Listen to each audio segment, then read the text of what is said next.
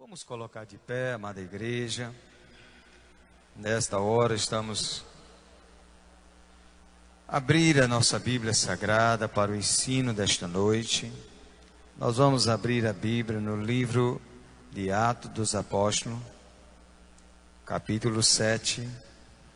Vamos ler o versículo 50 a 55. Atos, capítulo 7, do verso 50 ao 55. Um cristão preparado. Amém, irmão? Devemos ser um cristão preparado. Atos capítulo 7, versos 50 ao 55.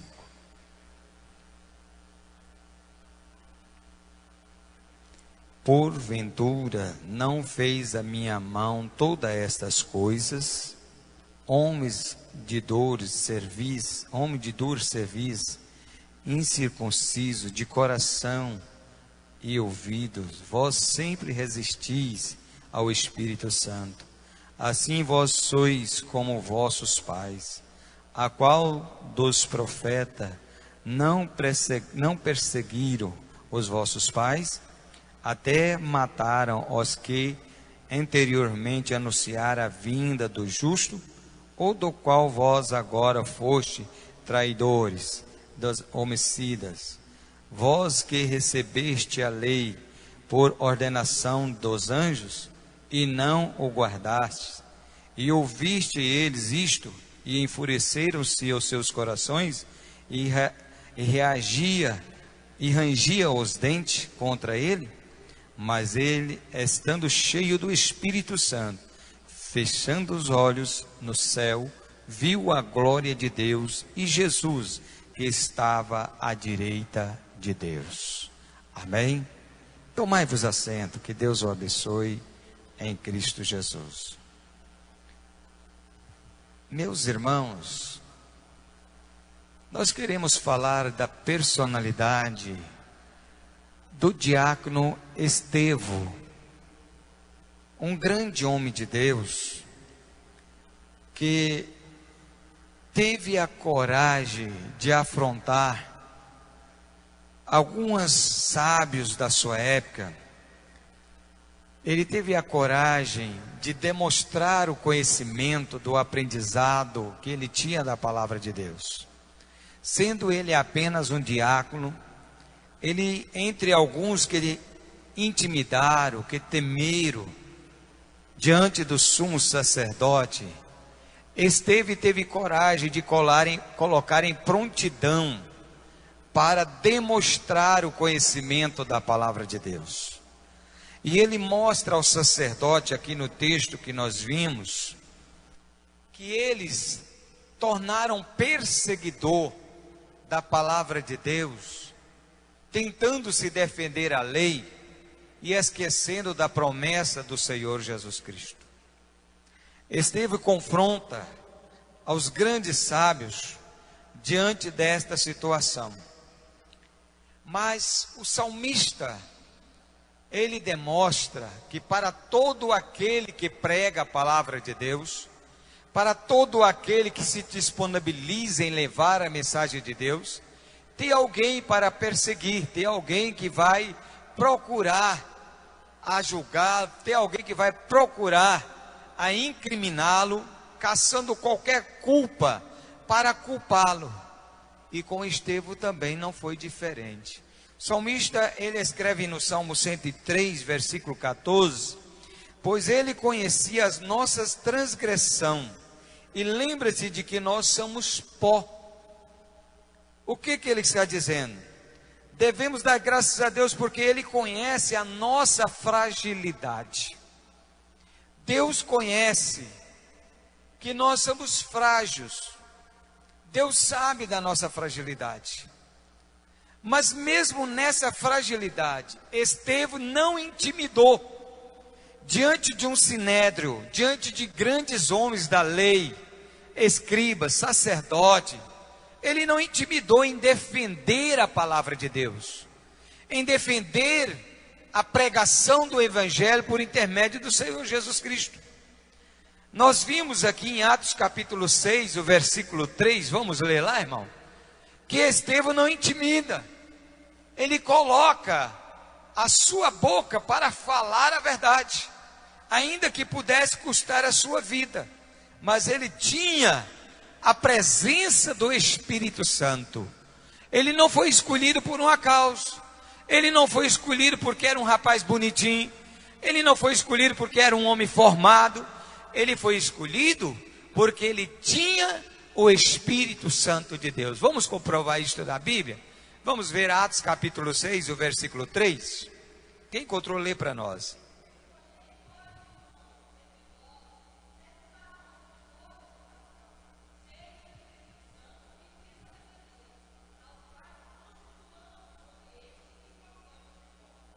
Até aqui, nós encontramos uma palavra do apóstolo Pedro dizendo: escolhei, pois, homem cheio do Espírito Santo. É a primeira qualidade. A segunda qualidade, e sabedoria, para que nós colocamos sobre esse importante negócio. Entendemos, irmãos, que o primeiro passo que Deus chama para poder tomar conta da parte ornamental da igreja, da parte administrativa da igreja, por isso a Bíblia chama de negócio. É o que? A função do diaconado, a função da diaconisa e do diácono. A Bíblia chama de negócio. Que negócio é esse? Cuidar das viúvas, organizar os bancos da igreja, olhar os quintal da igreja, olhar os pertences da igreja, se está tudo no devido lugar. Então era chamado negócio. Mas até para cuidar dessa parte dos negócios da igreja, essa pessoa tinha que ser cheia do Espírito Santo. Vamos ver o versículo 4, ainda do capítulo 6. Observa agora a seleção de homens escolhidos.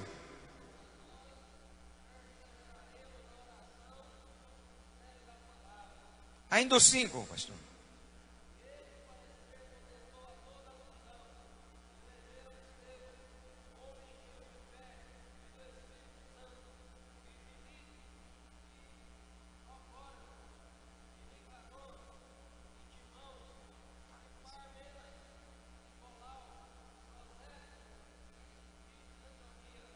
Amém, irmãos?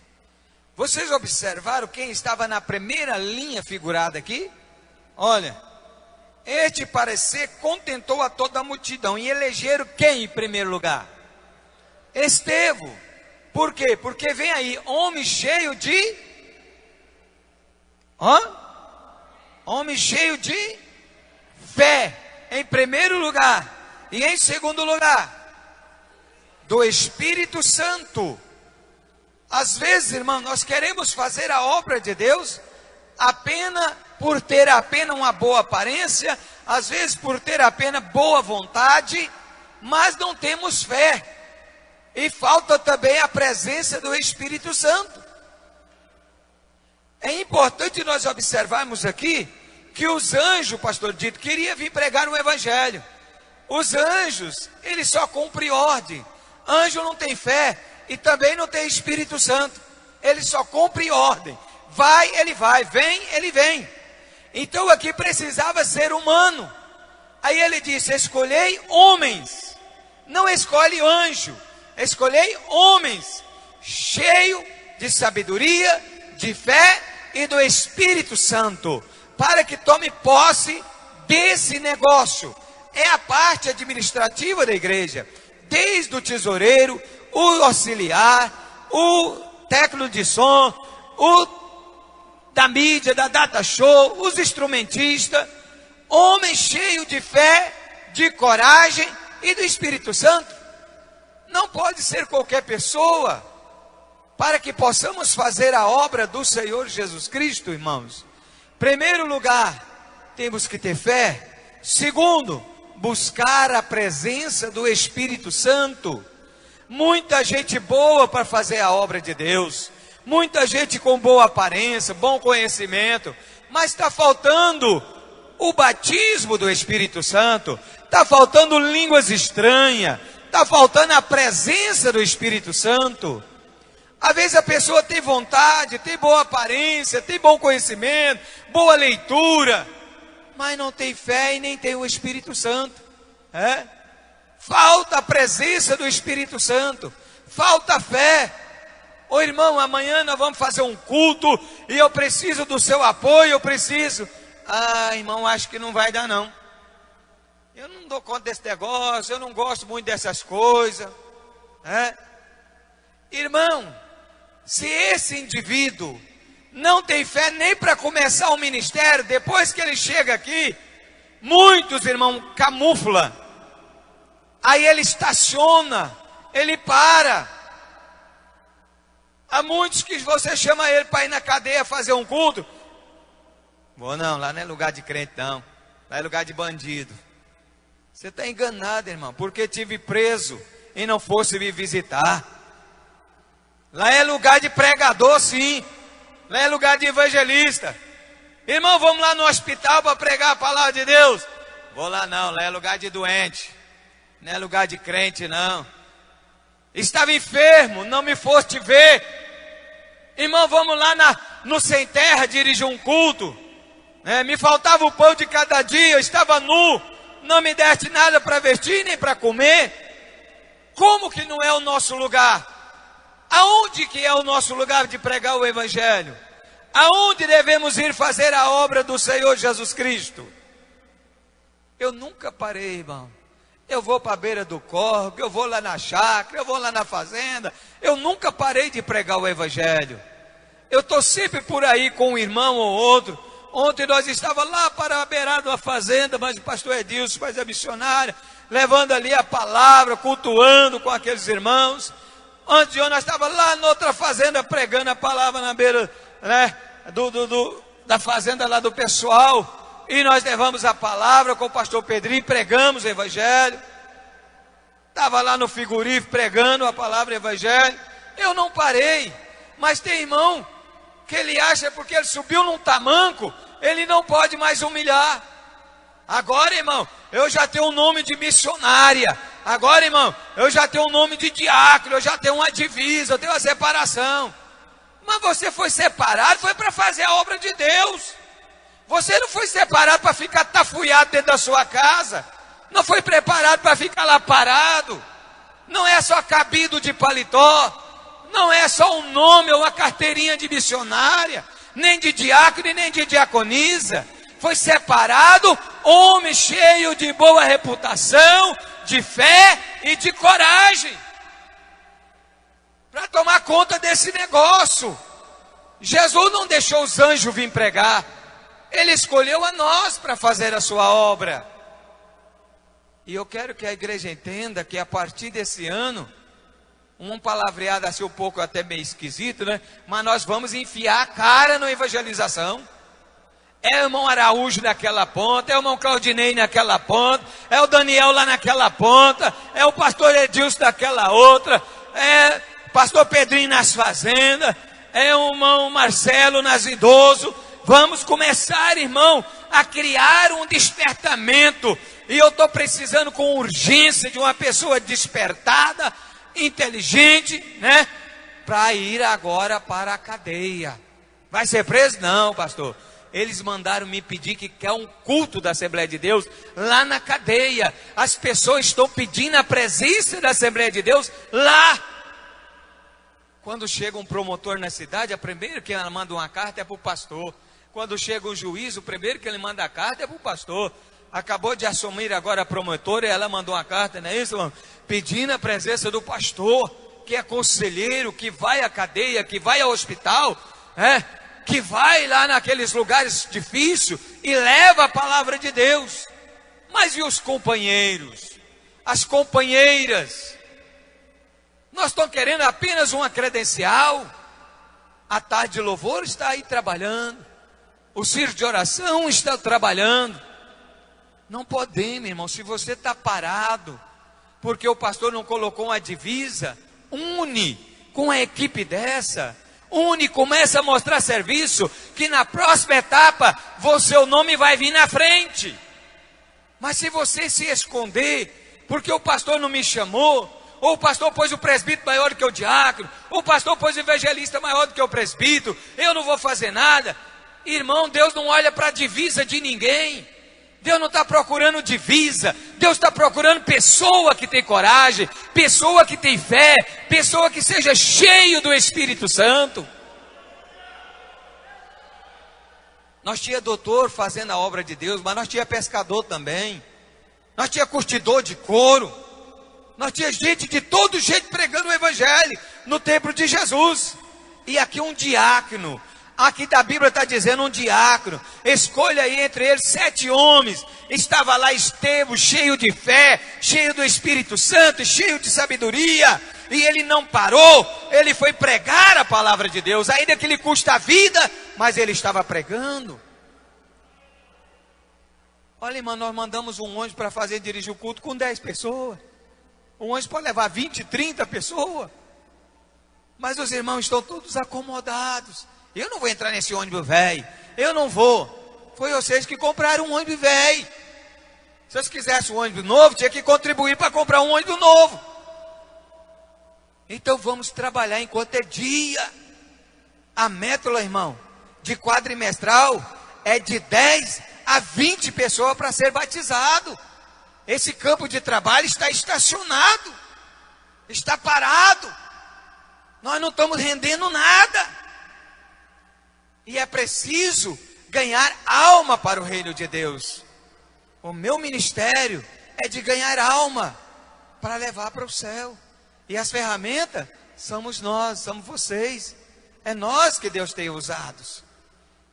Nós temos que entender uma coisa. Quando colocamos um trabalho na responsabilidade de uma pessoa, ele já procura, a primeira coisa é preocupar se vai ter cantina, se vai ter dinheiro, se eu vou ter renda, se eu vou ter isso, eu vou ter aquilo. Não, irmão, eu quero saber se vai ter almas.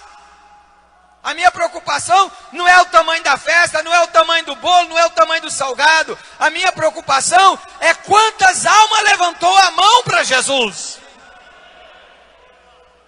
Está entendendo, irmãos? Para cuidar dessa parte financeira, já Deus me colocou aqui.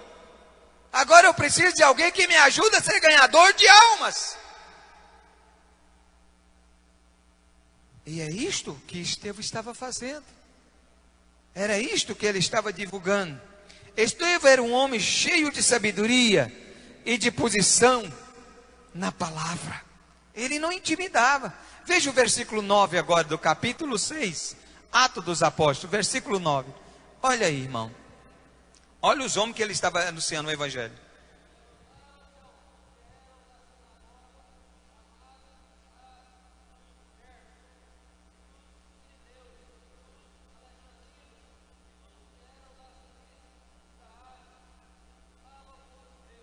Você viu isso? Lê o 10 aí, finaliza com 10, irmão.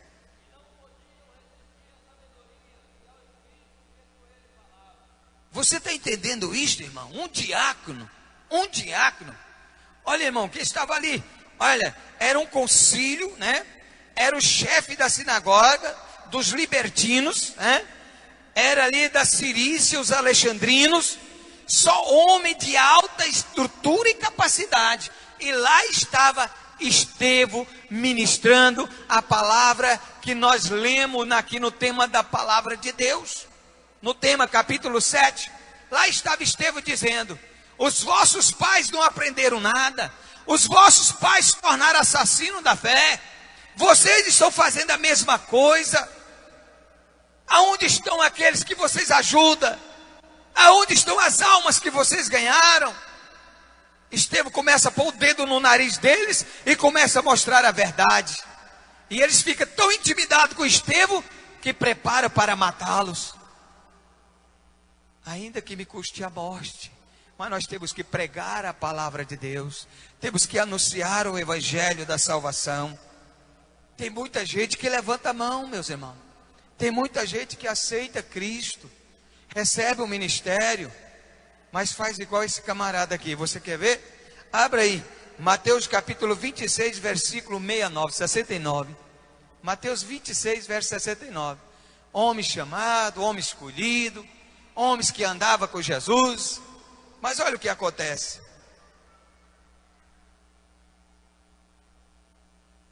Isso.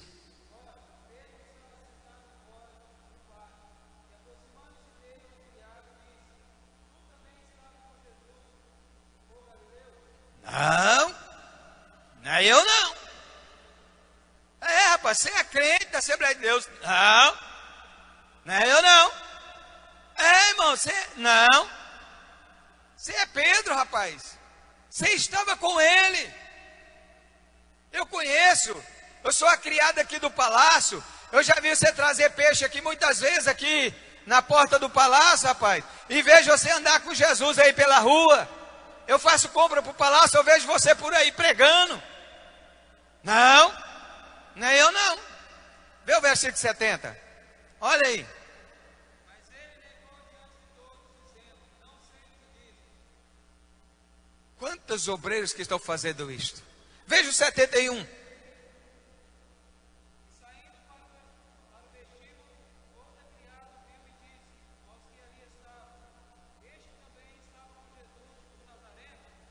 Vamos 73. Logo depois aproximou-se o que ali estava, disseram a Pedro, verdadeiramente também tu és um deles, pois a tua fala te denuncia. O 4. Então começou ele a praguejar e a jurar, dizendo, não conheço este homem. E imediatamente o galo cantou. Irmão, Pedro começa a espraguejá-lo e a jurar, dizendo, não sou eu, cara, nem eu não, rapaz, eu sou da turma aí dos mala, nem eu não. Pedro, aquele que andou com Jesus, aquele que viu Jesus curar o cego, aquele que viu Jesus curar a mulher do fluxo de sangue, Pedro, aquele que estava do lado dele, intimida, tem medo de anunciar a verdade. Há muitas pessoas, irmãos, que ele começa daquela força no ministério. Esse ano me colocou aqui na posição e eu estou indo bem, graças a Deus eu estou indo. Mas no outro ano, se você frouxar ele um pouquinho, ele desacuçoa, ele começa a negar a fé. Ô irmão, o ano passado eu te ajudei na cantina, agora é eu, vão me ajudar. Eu não. Quer nem saber. Ué, irmão, mas eu te ajudo. Não. Ô irmão, ontem, ano passado você era o líder, eu te ajudei, enquanto você era líder, agora vem me ajudar. Eu não, já fiz a minha parte. É um Pedro na vida, negando a responsabilidade, negando a hora de ajudar. O ano passado, quando você estava na frente, você foi ajudado. Agora você não quer ajudar. Pedro disse, não sou eu não. Começou a espraguejar, a jurar. Não, nem eu não. E o Senhor disse, ainda hoje, antes que o galo canta, 3 vezes você me negará, Pedro. Quantas pessoas, irmão, moça e rapaz, quanto que quando está aqui na igreja, somos crentes, mas na hora que estou perto de um rapaz bonito, eu encoio o coio da saia, eu levanto para cima, eu abro o botão da blusa, eu subo na carteira, faço um discurso, eu requebro na sala de aula, O rapaz, ele demonstra tatuagem, ele compra um chiclete, prega a tatuagem no braço, enrola a manga da camisa, às vezes pega até um brinquinho emprestado e coloca na orelha, é filho de crente, é da igreja, mas está negando Jesus da faculdade, está negando Jesus do colégio, está negando Jesus no trabalho, está negando Jesus nas ruas, nas praças. Quantas pessoas que nega Jesus por causa de um copo de cerveja, por causa de um carteado de baralho, um joguinho de sinuca, nega Jesus por qualquer objetivo leviano, ele está trocando a sua fé por uma partida de futebol, lá ele xinga, lá ele briga, ele espragueja, ele jura, e ele esquece que Jesus está lá de cima dizendo, meu filho, mas você era tão meu amigo, você falava tão bonito em línguas estranhas lá na igreja, você pregava tão bem lá no púlpito, quando você era jovem, lá no culto na casa do fulano, você deu uma palavra tão bonita, A irmã cantava tão bem no passado, ela cantava sem ovelha, oliveira verdadeira, agora enterrou o talento na igreja, não canta, não ora, não fala em língua. Aonde estão cheios do Espírito Santo? Olha, irmão, eu já vou para 2 anos e agora a correia vai começar a apertar. Eu já estou começando a conhecer a igreja. O filho de 2 anos, o pai já começa a torcer as tarraxas. E eu vim, irmão, para nós sermos crentes mesmo de verdade. Para nós ir para o céu assim, ladeado um com o outro, dizer: Jesus, valeu a pena, nós combatemos o bom combate, terminamos a carreira aqui na porta do céu. Porque não adianta nós enganarmos a nós mesmos, com a fé fria, vazia. Vemos para a igreja, assistimos um culto e voltamos para casa mais vazio do que vimos. Não sentimos a presença de Deus, não falamos em língua, não ouvimos Deus falar conosco, não há profecia, não há mais um recado de Deus. Mas que culto gelado! E que tipo de crente nós somos? Que não temos a presença do nosso Deus, que não temos a presença do Espírito dele. É preciso nós andar mais à frente. Passa para Atos capítulo 4, versículo 18. Vamos mudar a história desse homem, irmão. Vamos mudar a história desse homem. Atos 4, verso 18. Vamos mudar a história desse homem.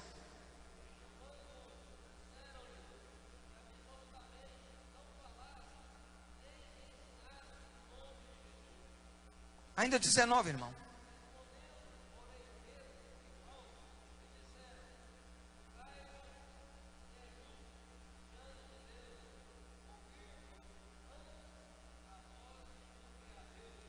Completa aí.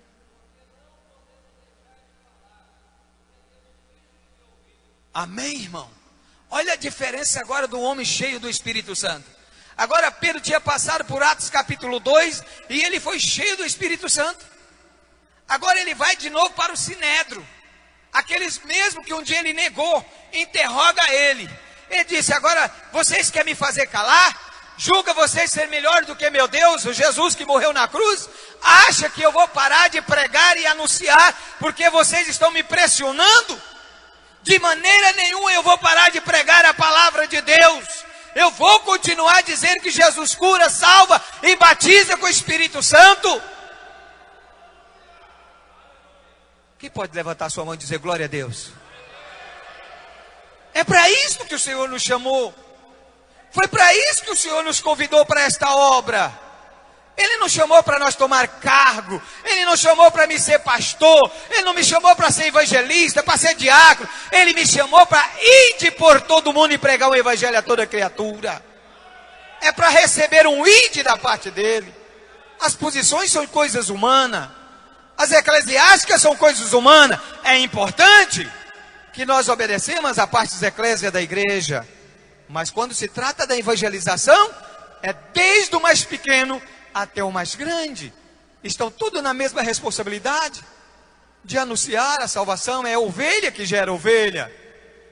E nós precisamos desse cuidado. Agora Pedro recebe a porção do Espírito Santo e ele afronta agora aquelas pessoas que um dia humilhou ele. Agora ele disse: eu não vou mais parar. Eu não vou mais fugir à presença de Deus. Nunca é tarde para você recomeçar a sua vida espiritual. Nunca é tarde para você colocar a sua casa em dia. Nunca é tarde para você colocar a sua vida em dia. E eu vou receber novamente a renovação do Espírito Santo. Eu vou buscar as línguas estranhas. Eu vou buscar o dom de cântico. Eu vou cantar, eu vou louvar, vou exaltar o nome do Senhor. Por quê, irmão? Porque o Senhor nos enviou para isto. Quantas vezes eu chego em lugar para dirigir um culto, e pastor Clarismar, e não tem essas irmãs abençoadas aqui para cantar um hino. Aí eu com essa voz de taboca, taboca rachada, eu abro a harpa e eu tenho que cantar um hino, ainda que eu não tenha uma voz bonita, mas eu tenho que cantar um hino. Você conhece os hinos da harpa, obreiros? Você pode cantar um hino da harpa? Porque tem vezes, irmão, que a gente não tem as ferramentas todas para usar. E é hora que a gente precisa ser usado. Para ser usado. Eu estava na fazenda esses dias, visitando um casal. E chegou uma pessoa e disse: eu gosto demais de um hino. Muito, mas gosto demais desse hino. Eu falei: que hino é? Ela fala um hino assim, que fala: tem descanso encontrado em Jesus Cristo, permanece pela graça que Ele dê. Tem tu paz com teu Salvador bendito, plenitude do Espírito de Deus. E eu disse, não, mas eu conheço esse hino. E eu cantei, e as lágrimas desceu.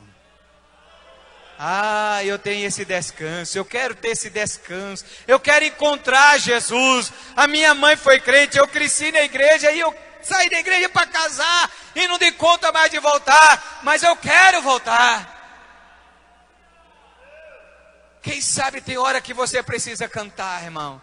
Canta o Sem Ovelha, canta aí para nós o Sem Ovelha, canta o Sem Ovelha, é o hino que mais foi publicado no Brasil. Mas tem muito crente que não sabe mais o Sem Ovelha. Canta Oliveira Verdadeira. Eu não sei. Porque os hinos de hoje, irmão, os cantores que não são nossos, né? Mas que nós estamos trazendo para dentro da igreja, são baladas, são raps, né? Raps tatuados, que ilude o crente, mas não dá salvação e nem alegria nenhum. Nada.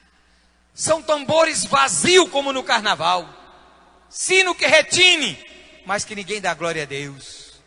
Aí o cantor termina, não está tão vazio que ele disse assim, dá um aplauso para Jesus, porque no meu hino não valeu nada. Dá um aplauso para Jesus, que o que eu cantei aqui não falou nada. Irmão, porque se você cantar e a glória descer, o povo levanta a mão de glória a Deus, aleluia. Mas quando não acontece nada, a gente tem que levantar e dizer, aplaude, irmão. Aplaude, irmão. Para ver se eu dou conta de voltar para o banco. Nós não estamos para brincar de ser crente, irmão. Como eu disse, agora já vai para os 2 anos. Nós vamos começar a aprender mais, coisa mais firme. O alimento é mais sólido. Agora já chega do leitinho. Vamos partir para uma coisa séria. Eu quero essa igreja falando em língua. Quero ver crente profetizar. Quero ver as irmãs de cabeça branca cantando. Por quê? Porque nós foi chamado. A minha salvação não é diferente da sua. O meu Jesus não é diferente do seu. O meu céu não é diferente do seu. A glória de Deus é a mesma.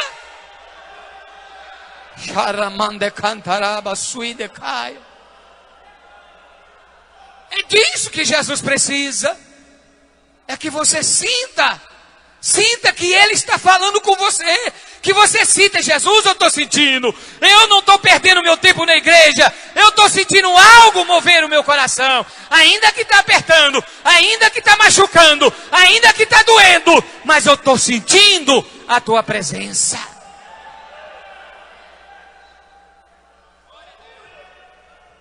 Eu conversava com a irmã ali em Araguapaz esses dias. Ela disse, pastor, o senhor sabe que eu perdi a minha mamãe? Eu disse, sei. Sabe, pastor, eu apanhei muito pouco da minha mamãe. Olha onde ela foi lembrar, irmão. Eu apanhei muito pouco. Eu ainda queria que minha mamãe fosse viva só para me bater. Só para me bater. Eu queria apanhar dela todo dia, mas eu queria que ela estivesse viva. Sabe o que eu vejo nisso, irmã? É que você está perdendo o seu tempo. Daqui um pouquinho a mamãe igreja vai embora. Hoje ela bate, hoje ela puxa a orelha, hoje ela é disciplina. Mas vai chegar um dia que os desviados vão falar, eu queria que a mamãe estivesse aqui, só para falar que ainda tem esperança. Eu queria que a mamãe estivesse viva, só para dizer que ainda tem salvação. Eu queria que a mamãe igreja estivesse viva, para dizer que ainda tem uma porta do céu aberta. Mas não tem mais jeito, ela já foi. Charamande cantaraba suindeclara. É tempo de você aproveitar a mamãe. Enquanto tem alguém gritando, falando, glorificando, exaltando. É tempo de aproveitar. Porque virão dias que não sofrerão mais a sã doutrina. Terão comichão de ouvido, vão lá para a minha igreja. Lá para a minha igreja você precisa de ver. Mas é uma bênção, nós dança, lá tem o carnaval de Cristo, lá tem o rap de Jesus, lá na minha igreja a gente pode tatuar, pode usar uma saia curta, lá na minha igreja pode fazer o que quiser, o pastor lá só prega para o coração. Eu não tenho nenhuma igreja aqui, irmão, longe de mim, essa aqui não é a minha igreja, eu pertenço a essa igreja é de Jesus, é dele, foi ele que pagou o preço. Foi ele que morreu na cruz, não foi eu. Eu nada mais sou do que um simples servo. Enquanto eu puder servir o meu Senhor, eu quero ser apenas um vaso para que Deus me usa, para que possa nos revelar cada dia mais o caminho da salvação. Vamos ver agora um Pedro crente cheio da graça, irmão. Capítulo 4 de 1 Pedro, capítulo 4, versículo 13.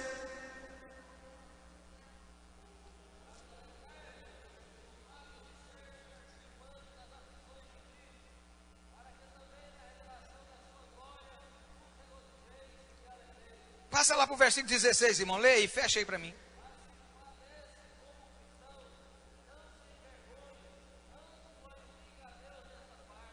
Não vou na igreja não, estou envergonhado. Vou não. Passando luta, passando tribulação, estou com um problema sério. Alegrai-vos, irmão.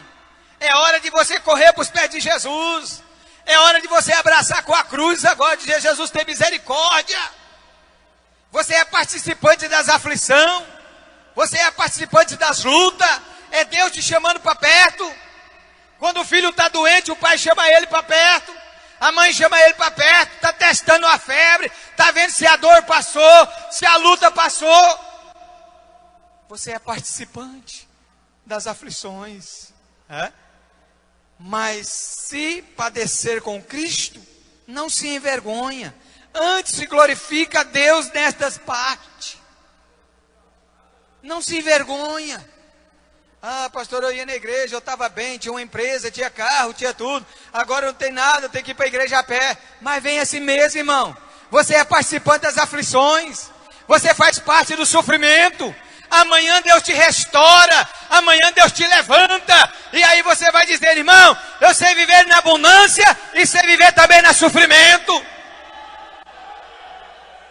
A gente não pode viver só de alegria. Tinha dia que Jesus chegava numa casa e recebia o que comer. Tinha pão, tinha vinho, tinha carne. Mas tinha dia que passava 2, 3 dias no deserto e ninguém oferecia nada. Nada. Está entendendo, irmão? Tem vezes que a gente passa umas aflições que a pessoa não vai vencer mais, não dou conta. Eu me lembro um dia, lá em Goiânia dos Campos, hoje é Tocantins, lá era Norte Goiano. Eu mais a pastora Lorisdete e a Janiana era neném. Nós não tinha leite para dar para ela. Não tinha vaca, só tinha novilha, não tinha vaca. O vizinho mais perto era 40 quilômetros. E eu não sabia mais o que fazer, ela chorava e nós começamos a dar água doce. E ela começou, parece que não alimentava, não sentia. Eu não entendia mais o que fazer. Eu subi num montinho que tinha na porta da minha fazenda. E dobrei o joelho e disse, Deus, o que eu faço? Me orienta, eu sou novo, não entendo. Me dá graça, meu Deus, me ajuda, tem misericórdia. Me ajuda. Daí a pouco eu escuto os cabritos berrando. Eu levantei a cabeça, eu vi aquele tanto de cabrito lá. Eu disse, uai, eu vou conversar com o dono desses cabritos. Cheguei e falei, você não tem umas 2 cabritas aí que dá leite, não? Falei, rapaz, aí dá uma dá leite, dá 1 litro, outro dá 1,5 litros. É tudo bom, eu não, que tem as vacas, eu nem mexo com elas. Você não arruma umas 3 ou 4 para mim dar pasto para ela lá, dar ração, para dar leite para minha menina? Eu falei, pode levar, seu Valmir, pode levar. Irmãos, agora eu já tinha leite até para fazer queijo. A gente passa umas aflições, mas quando você vai lá no pé de Jesus, diz, Jesus, dá uma olhadinha aqui em mim. O problema é esse. Conta para Jesus onde é a sua dor. Para de remungar, para de malmurar, para de escarnecer, para de criticar os outros, para de falar que fulano está bem porque Deus está puxando saco de A ou de B. Para com isso, olha para Jesus, coloca o teu joelho, fala com ele no pé do ouvido. E confia nele, acredita nele. Crê que ele é o seu Deus. Eu não estou falando com pé de pau, eu não estou falando com pedra. Eu estou falando com Deus que me ouve. Ah, meu irmão, o choro pode durar uma noite, mas pela alegria o cabrito vai berrar. A alegria vai chegar. A Janiana até hoje, quando ela levanta os ossos dela, estrala tudo. Clé. Porque cresceu amamentando pela cabrita, né? Quem toma leite de cabra, irmão, os ossos tremem todinho quando a pessoa movimenta, né? Mas é importante que ela está aí viva para a glória do nome do Senhor Jesus Cristo. Muitas das vezes, irmãos, as lutas vêm, as aflições, mas nós ficamos acomodados. Nós achamos melhor amaldiçoar, falar do prefeito, falar do governo, falar da cidade, falar dos amigos, do que contar para Jesus ao pé do ouvido. Ir lá para o pé da cama assim, bater a boca no chão e dizer: Jesus, é eu, fulano de tal, seu servo, aquele que quando recebe o dinheiro eu pago o dízimo, aquele que quando o Senhor me dá mais eu levo a oferta, aquele que quando o Senhor cumpre comigo eu cumpro com o Senhor. É eu, Jesus, o Ezequias. Sou eu, Senhor. Jesus diz: para tudo. Há um filho gemendo e eu não suporto lágrimas. Para, porque ele está clamando a mim e eu não suporto as lágrimas. Aleluia. Charamande cantaraba suindeaia. Deus não suporta as lágrimas. Quando você grita, Ele ouve a seu clamor. O problema é que muitas das vezes nós abrimos a boca para o outro lado errado e esquecemos que temos um Deus que é sobre todas as coisas. Isso não é da agora não, pastores? Olha Eliseu chegando na casa da viúva de Sarapte. O que você tem? Tem um pãozinho, eu vou fazer para mim, vou comer, vou morrer, meu filho vai morrer, eu só tenho um pãozinho. Mas aí Elias disse: será que tem fé nessa casa? Eu vou testar, ver se tem fé. Porque se tem um pãozinho pode ter fé. É só um pouquinho de farinha que você tem, Então faz para mim o primeiro bolo. Faz para a igreja primeiro. Devolta a igreja primeiro. Faz para mim. Mas eu só tenho isso aqui. Faz para mim. E eu vou deitar numa rede ali e vou esperar você fazer. Eu sou o homem de Deus. Faz para mim. Se o Senhor está mandando, eu vou fazer. Olha, irmão, o profeta foi deitar numa rede. Ela tinha um pãozinho para ela comer, mas o filho ia morrer. Ele chega: faz para mim. Ela faz. O filho morreu. Porque Deus também testa. Mas quem comeu o pãozinho foi Elias. Foi Elias, comeu. Ela disse: olha, Senhor, o que o Senhor me pediu eu fiz. Mas o menino está morto. O menino está morto. E agora? Não, fica tranquilo, você me deu pão. A quem me deu pão, dará também a vida. Foi lá e disse: menino, levanta! Está de pé o teu filho de novo. Está aqui na tua mão. Porque você fez para o reino do céu e tem saldo.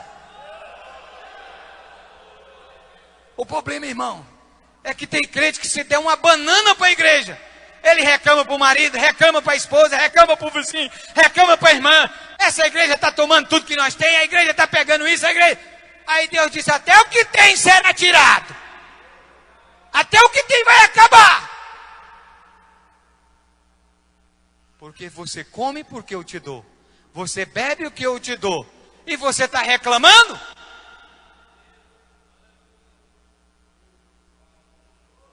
O problema, irmão, é tirar a máscara e dizer: Jesus, é eu e o Senhor. Eu confio, eu acredito, eu creio. Eu vou com fé agora. Eu vou, Jesus. E eu quero voltar trazendo, Senhor, os molhos. Eu quero trazer os molhos, Jesus. Vou com lágrima, mas vou trazer os molhos. Aleluia. Vamos lá? 1 Timóteo capítulo 3, versículo 3. Designo para perseguição. Eu não sei por que, pastor, que eu sou perseguido. Não, sabe não? Vamos ver o que Paulo disse aqui. 3:3 de 1 Timóteo. Não. É Tessalonicenses, meu filho, me perdoa. 1 Tessalonicenses capítulo 3, versículo 3. Para que ninguém...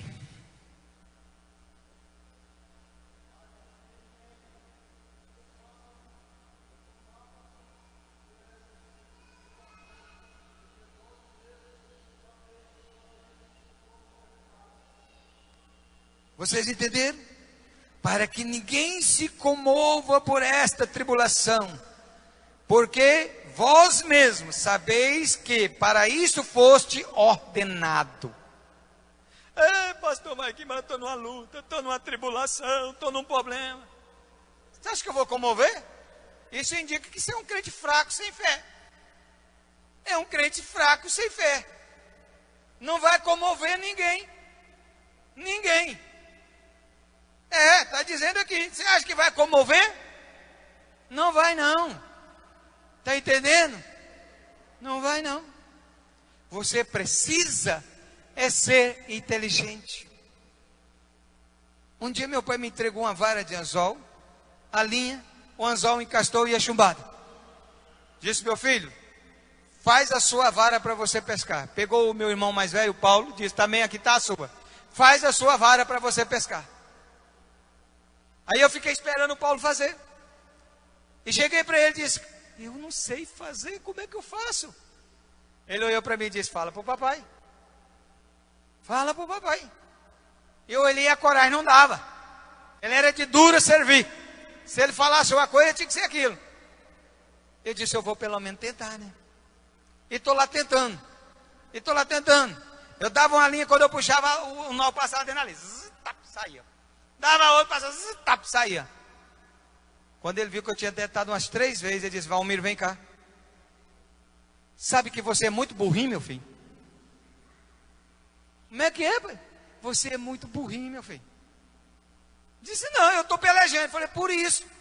Por que você não me perguntou como é que faz? Até quando você ia ficar aí tentando? Sabe qual é o seu erro, irmão? Você está sofrendo e não pergunta nada para Jesus. Você está padecendo e não pergunta nada para Jesus. Fica tentando dar nó em ponta de linha, está tentando resolver do seu jeito, com o prefeito, com o governador, com o posto de saúde. Está tentando resolver da sua maneira e não fala com quem pode. Aí eu disse: então como é que faz? Ele disse: senta aqui. Passou o anzol numa gainha de buriti. Trouxe ali, enfiou lá, passou, deu as voltinhas, passa por dentro, puxa aqui. Ah, nunca mais eu esqueci, meu irmão. Está entendendo, irmão? Quantas vezes a gente quer resolver do nosso jeito e a gente não quer perguntar para Deus, não quer pedir uma orientação a Deus. Queremos fazer a nossa maneira, do meu jeito. E talvez do seu jeito não adianta mais. Do seu jeito não resolve mais. É isso? Deixa eu lhe contar uma história.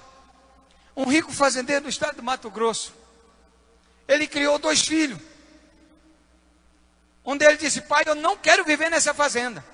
Eu quero ir para São Paulo estudar e eu quero ir para lá. O outro disse: pai, eu quero ficar aqui nessa fazenda. Eu quero ficar do seu lado e vou ficar aqui na fazenda. Mas o outro foi para São Paulo. O pai deu estudo para ele. E o outro ficou nessa fazenda. Aprendeu quebra-milho, plantar milho.